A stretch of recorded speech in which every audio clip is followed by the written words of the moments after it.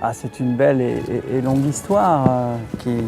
C'est l'histoire des Fours-Colossac, qui en 1832 ont installé cette propriété là où elle se trouve.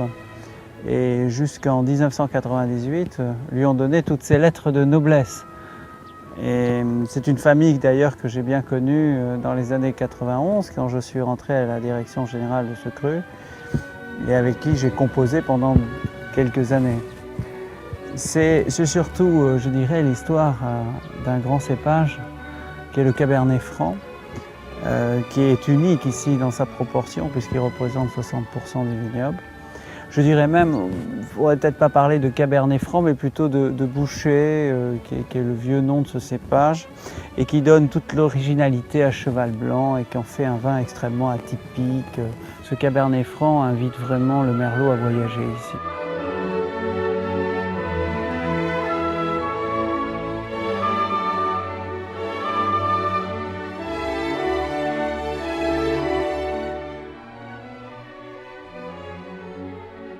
Cette bonde-là, c'est pas mal, mais c'est toujours très sensuel une barrique, hein. Il y a un principe quand même pour moi qui est fondamental, c'est que le vin se fait dans la vigne et le chai n'est pas le lieu de rattrapage qu'on ne sait pas faire dans la vigne. Quand on travaille avec des vins aussi fins, aussi élégants, aussi délicats, l'investissement déjà en bois neuf est quelque chose où il faut être extrêmement prudent. Généralement, la sélection Cheval Blanc peut avoir 100% de bois neuf sur 4 ou 5 tonneliers.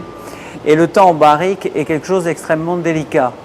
Évidemment, il n'est pas question de faire ce qu'ont disait certains de mes amis, un vin de menuisier, mais de faire un vin où le bois soit parfaitement intégré.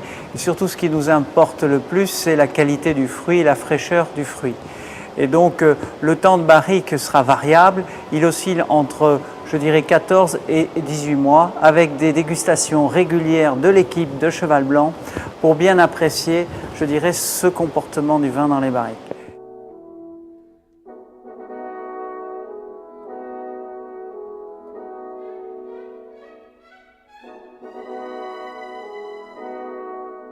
En fait, pour moi, ce qui est fondamental à la dégustation de ces deux crus, Petit Cheval et Cheval Blanc, c'est la grande fraîcheur. La fraîcheur, pour moi, c'est important de croquer dans les fruits. Et après, ce qui caractérise ces deux vins, et en particulier Cheval Blanc, c'est sa structure de tanin. On est dans un côté extrêmement soyeux, velouté. Souvent, je dis que dans un grand millésime de Cheval Blanc, j'ai la texture tactile d'un cachemire. Et je trouve que la définition du cachemire pour un grand vin comme celui-là, c'est l'élégance qui s'inscrit dans la durée.